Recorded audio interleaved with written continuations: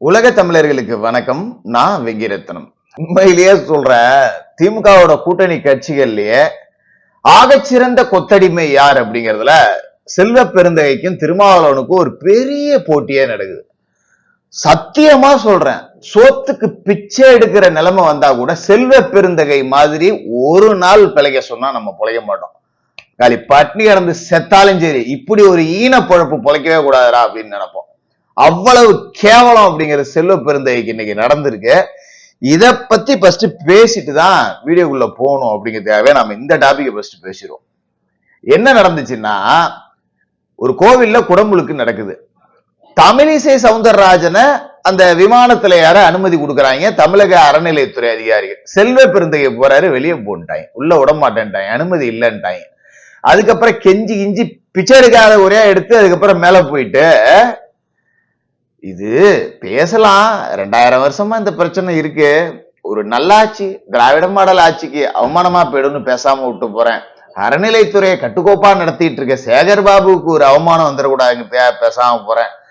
எப்பா சாமி, எப்பாடே இந்த காங்கிரஸ் கட்சி ஆபீஸ் இருக்குல்ல, அந்த மவுண்ட் ரோட்ல இருந்து உள்ள போனீங்கன்னா சத்தியமூர்த்தி போகணும்.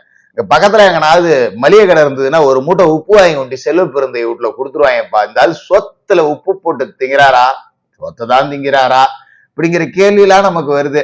என்ன நடந்துச்சு அப்படின்னா, காஞ்சிபுரம் மாவட்டம் ஸ்ரீபெரும்புதூர் தொகுதிக்கு உட்பட்ட வல்லக்கோட்டை முருகன் கோவில் கும்பாபிஷேகம் இன்னைக்கு நடந்துச்சு. எல்லாருமே திருச்செந்தூர் முருகன் கோவில் கும்பாபிஷேகத்தை பத்தியே பேசுறாங்களா, அதனால இது அடிபட்டு போச்சு. இந்த வல்லக்கோட்டை முருகன் ஆலயம்ங்கிறது 2000 வருட பழமை வாய்ந்த ஆயுதம். இந்த வல்லக்கோட்டை முருகன் ஆலயம் அப்படிங்கிறது 2000 வருட பழமை வாய்ந்த ஒரு ஆலயம். கொடுமையோட உச்சம் என்னன்னா, செல்வ பெருந்தகை சட்டமன்ற உறுப்பினராக இருக்கக்கூடிய ஸ்ரீபெரும்புதூர் தொகுதிக்குள்ளதான் இந்த வல்லக்கோட்டை முருகன் கோவில் வருது. இந்த கோவில்ல 17 வருடங்களுக்கு பிறகு குடமுழுக்கு நடக்குது. குடமுழுக்குக்காக செல்வ பெருந்தகையும் போயிருக்காங்க, பாஜக முன்னாள் மாநில தலைவர் தமிழிசை சவுந்தரராஜன் அவர்களும் போயிருக்காங்க. இந்த கோவில் இந்த கும்பாபிஷேகம் முடிஞ்சு மூலவரோட விமானத்திலிருந்து இந்த தண்ணீர் எல்லாம் ஊத்துவாங்கல்ல, தெளிக்கிறதெல்லாம், அந்த இடத்துக்கு தமிழிசை போய் வணங்கிட்டு வந்திருக்காங்க. அதன் பிறகு செல்வ பெருந்தகை போனப்ப அதிகாரிகள் அந்த பக்கம் போக கூடாதுன்னு தடுத்து நிறுத்தி விட்டாங்க. இதை விட கேடுகட்ட சனாதனம் அப்படிங்கறத எங்கேயாவது பார்க்க முடியுமா? வாய்கிலிய சமூக நீதி பேசுற ஸ்டாலின் இதுக்கு வெக்கி தலை குனியணும். சேகர் பாபுலாம் ராஜினாமா பண்ணிட்டு ஓடணும். எவ்வளவு பெரிய கேவலம் இது! தமிழிசை சவுந்தரராஜன் அவர்களுக்கு அனுமதி கொடுக்கப்பட்டிருக்கு, செல்வ பெருந்தகைக்கு அனுமதி கொடுக்கலன்னா ஏன்? சாதியால் ஒடுக்கப்பட்டவன் என்பதாலா? செல்வ பெருந்தைக்கு வெக்கமான ரோசம் சூடு சொரணை எதுவுமே கிடையாது. இருந்தாலும் எம்எல்ஏ சீட்டுக்காகவும் இந்த தூய்மை பணியாளர்கள் பேர்ல வண்டியை திருடி 10 கோடி சம்பாதிக்கிறதுக்காகவும் எந்த எல்லைக்கும் கீழ்த்தரமா போவாரு. அது மற்றவர்களால ஏத்துக்க முடியாதுல்ல. இது ஒரு பட்டியல் சமூகத்திற்கு இழைக்கப்பட்ட ஒரு அநீதி. திராவிட மாடல் ஆட்சியாளர்களால் ஸ்டாலின் கட்டுப்பாட்டில் இருக்கக்கூடிய அறநிலைத்துறை அமைச்சர் சேகர் பாபுவின் கீழ் இயங்கக்கூடிய ஒரு டிபார்ட்மெண்ட், அந்த அதிகாரிகள் இவரை உள்ள விட மாட்டேன். வெக்கமே இல்லாம இருந்தாலும் அங்க அதுக்கப்புறம் தயாரெல்லாம் பண்ணிக்கிட்டு இருந்திருக்கான். நியாயமா இதுக்கு வெளியில வந்து போராட்டம் நடத்தி இருக்கணும். எப்படி நீங்க அனுமதிக்கல? திராவிட மாடலுங்கிறீங்க, அனைத்து சாதியினரும் அர்ச்சகர்னு சொல்றீங்க, வாய் கூசாம இதெல்லாம் உங்களோட கிரெடிட் எடுத்துக்கிறீங்களே, கூச்சம் இல்லையா முதலமைச்சரே உங்களுக்கு அப்படின்னு கேட்டிருக்கணும். நேரம் சேகர் பாபு சஸ்பெண்ட் பண்ணிருக்கணும், இல்லைன்னா சம்பந்தப்பட்ட அதிகாரிகளை சஸ்பெண்ட் பண்ணிருக்கணும். ஏதாவது நடக்குமா? எதுவும் இங்க நடக்காது. ஏன்னா திமுகவோட நாடி நரம்பு ரத்தம் சத புத்தி அத்தனையிலுமே சனாதன வெறி ஊறி இருக்கு.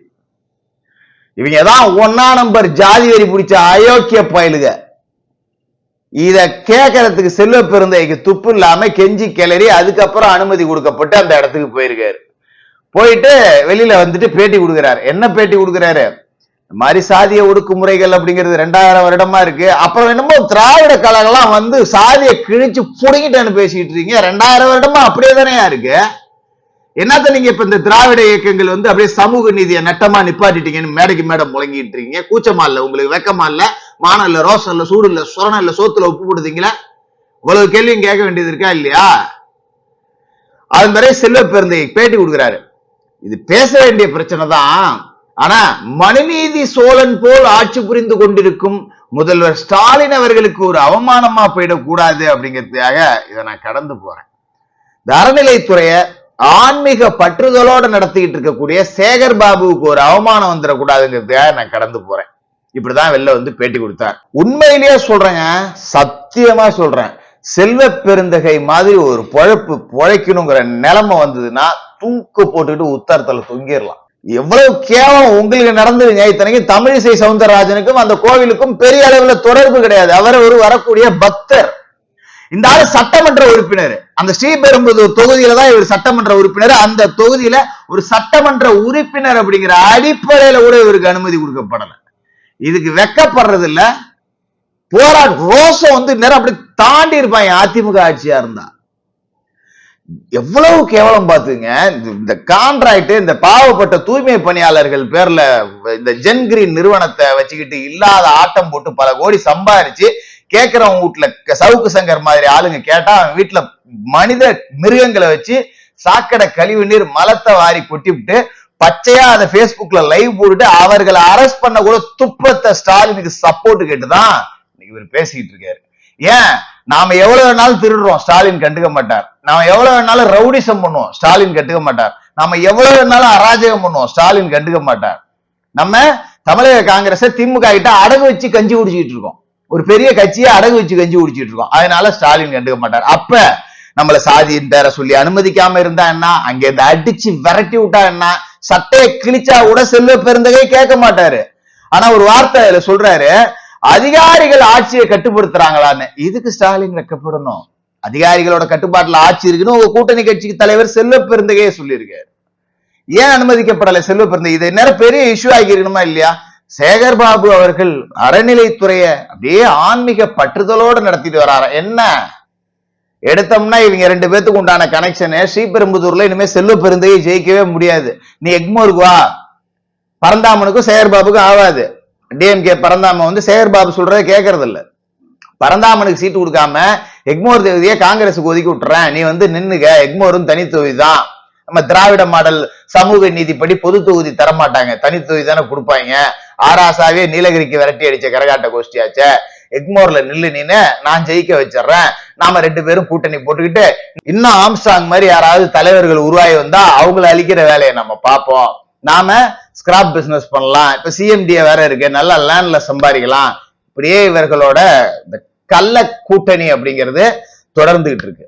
இந்த திமுகவுக்கும் காங்கிரஸுக்கும் எப்படி கூட்டணிங்கிறது இருக்கோ, இந்த கூட்டணியை இல்லாம மறைமுகமா செல்வ பெருந்தகைக்கும் சேகர் பாபுக்கும் தனி கள்ள கூட்டணி அப்படிங்கிறது ஓடிக்கிட்டு இருக்கு.